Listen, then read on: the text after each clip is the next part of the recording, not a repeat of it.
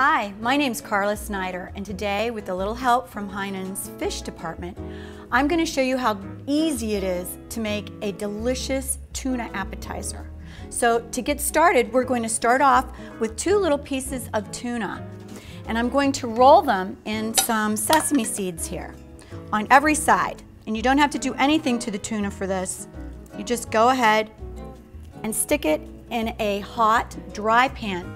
And we're going to sear the tuna for about 30 seconds on each side. It's still going to be rare in the middle, but beautifully cooked, and the sesame seeds, you want them just to be a little bit brown on the outside. So I've cooked these for about 30 seconds on each side, and you can tell that they're good when you can start to smell the sesame seeds browning a little bit.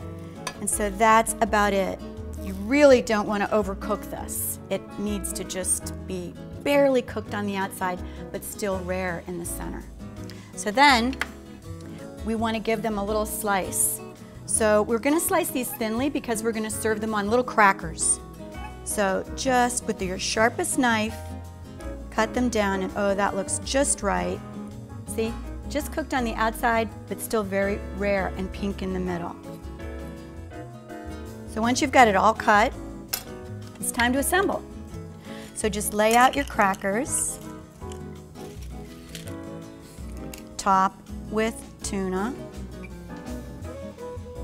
a little bit of Two Brothers Island Soy Teriyaki. I love this because all the flavors in there that you're looking for. And you just want a little drizzle. Don't overdo it.